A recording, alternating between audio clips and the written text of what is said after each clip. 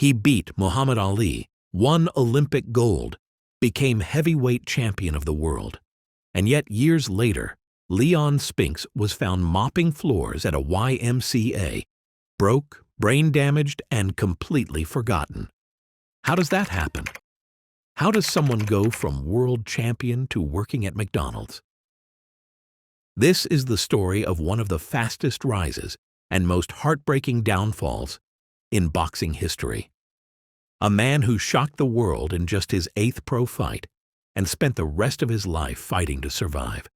Let's go back to the beginning, before the gold medals and chaos, to see where it all started.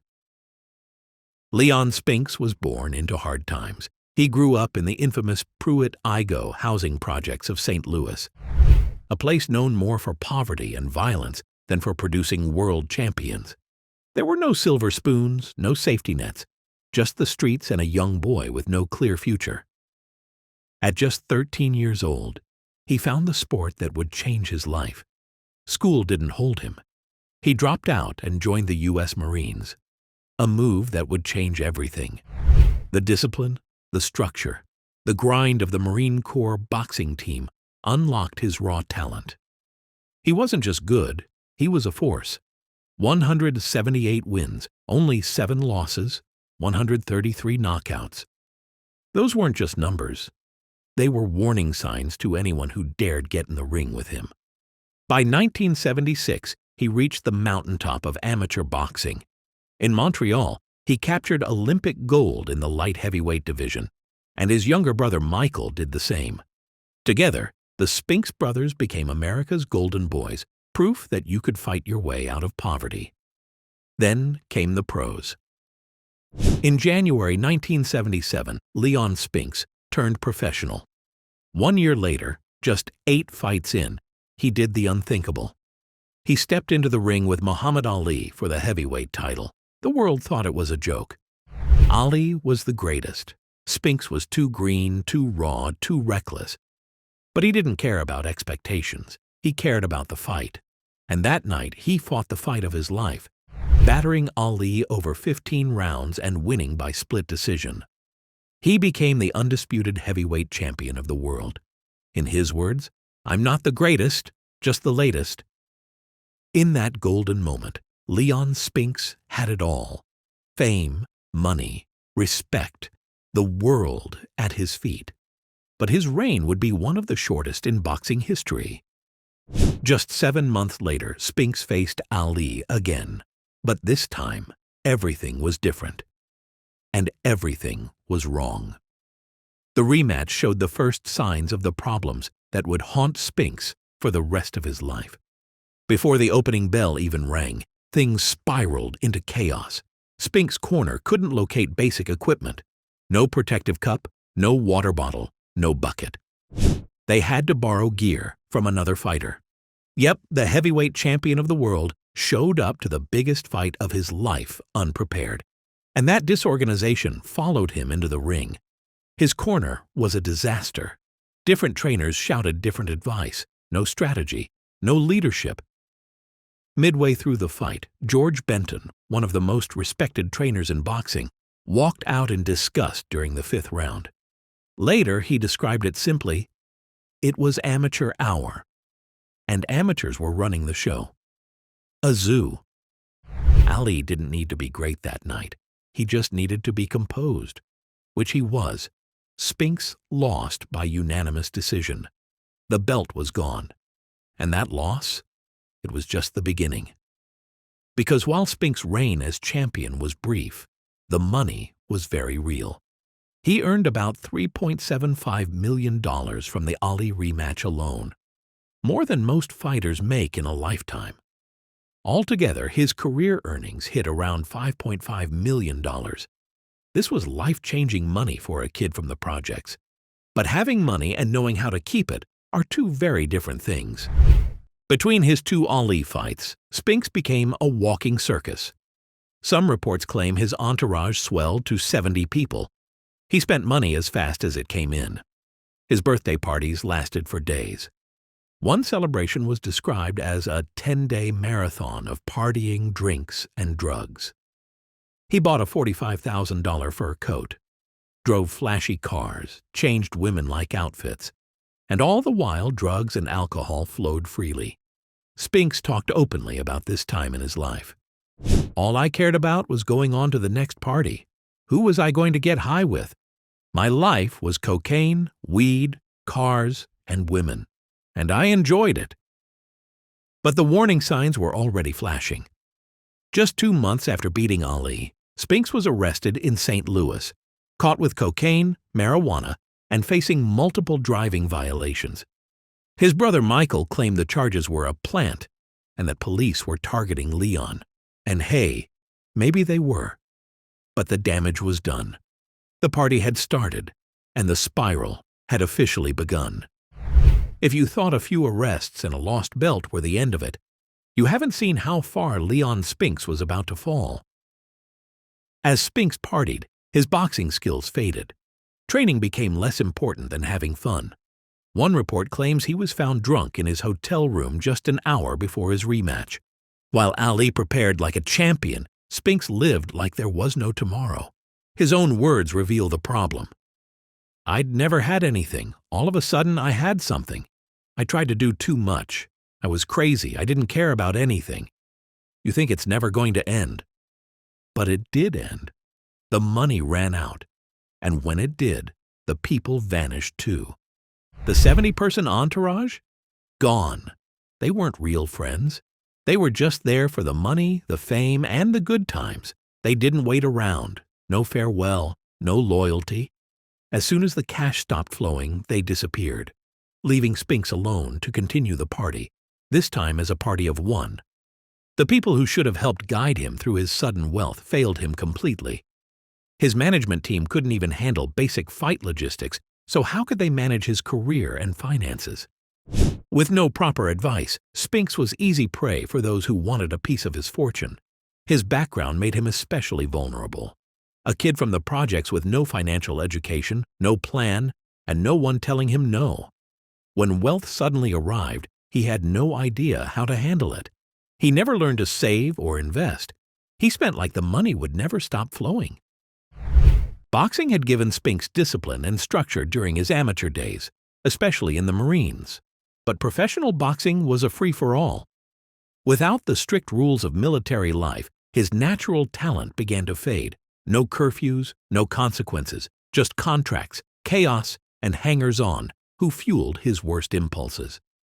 By the mid-1980s, the fantasy came crashing down. In 1986, Spinks filed for bankruptcy. He owed $301,000. His once $4.5 million fortune was gone. All he had left was a $500 wardrobe and a monthly income of just $1,600. This wasn't a stumble. It was a complete collapse. The man who beat Muhammad Ali, the Olympic hero, the heavyweight king, was now flipping burgers and mopping floors just to survive. His life had come full circle, but in the worst way imaginable. How did this happen? Poor management played a big role. The same amateur hour that failed him in his Ali rematch seemed to run his entire career. Without proper guidance, Spinks made bad decision after bad decision. And every time Spinks trusted someone with his money, it somehow ended up in someone else's pocket.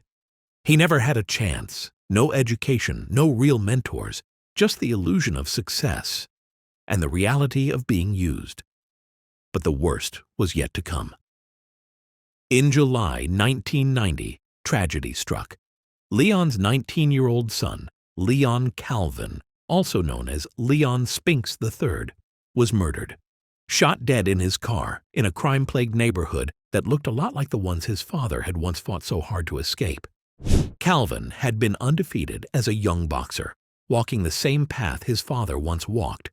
But that path ended not with a title shot, but with a bullet.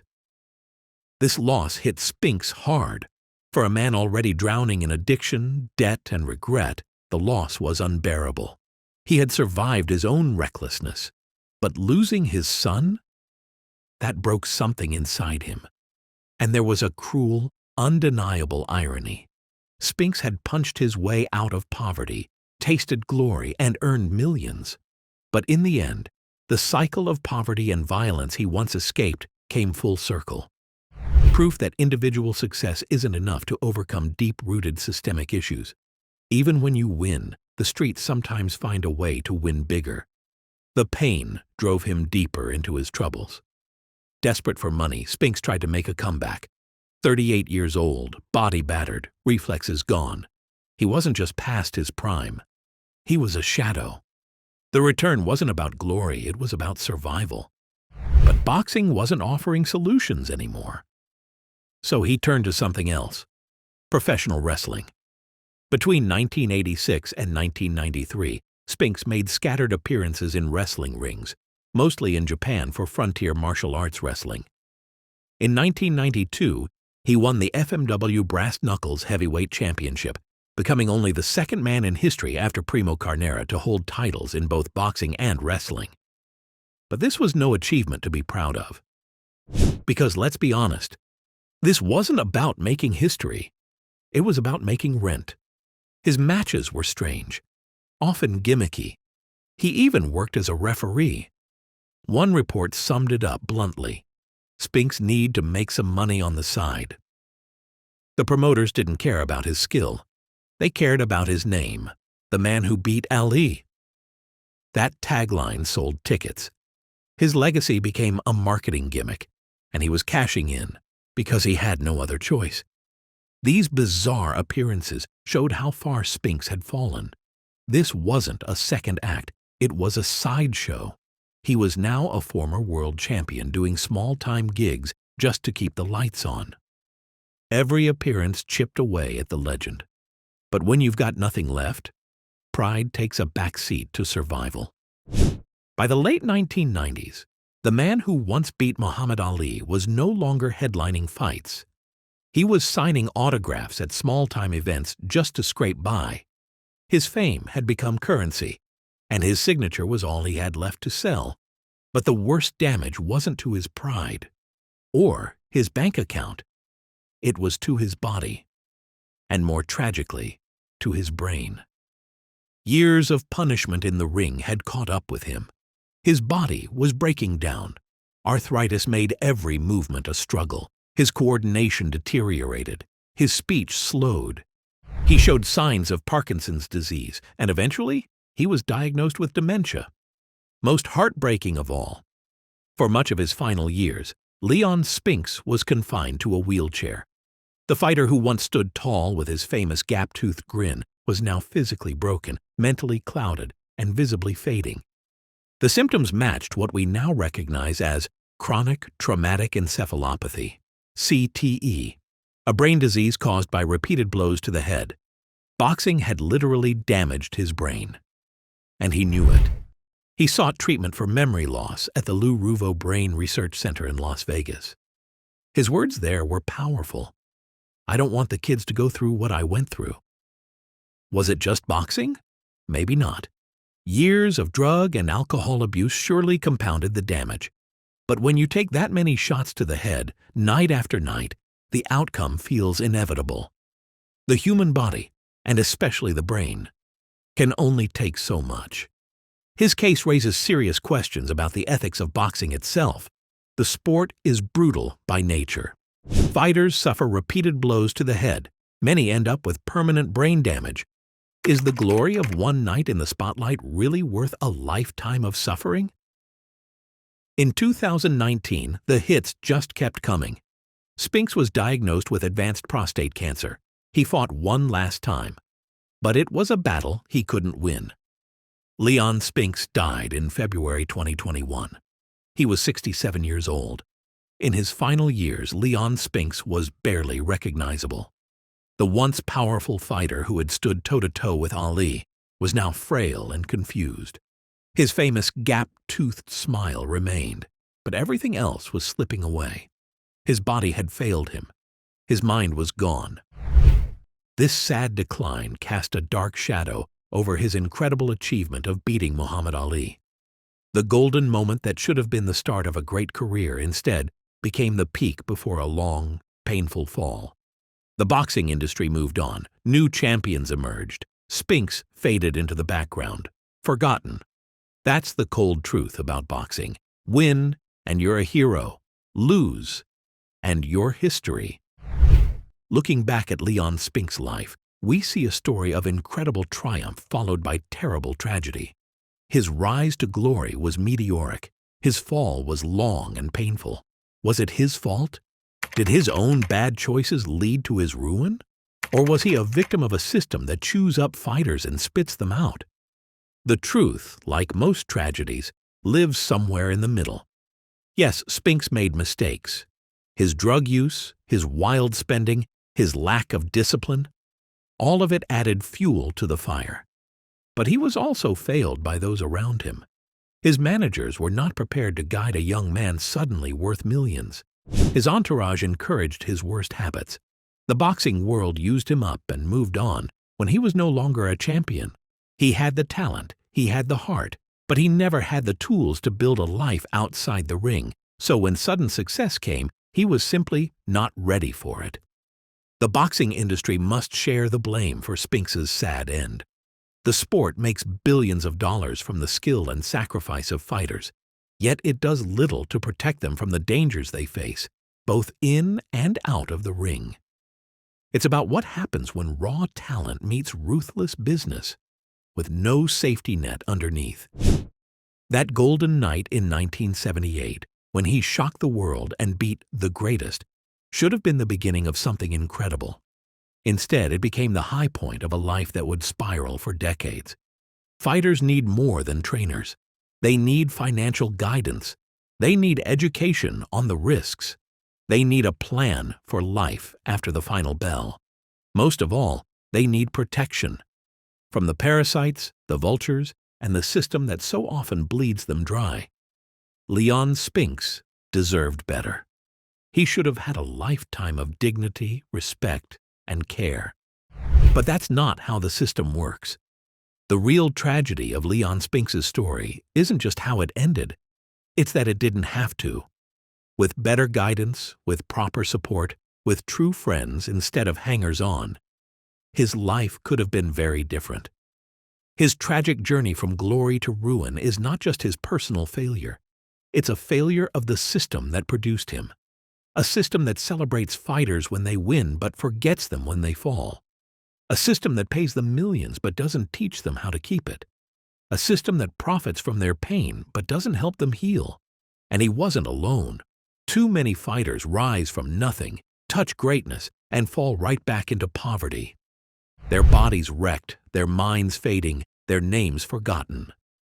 This isn't just bad luck. It's a pattern, and it's still happening.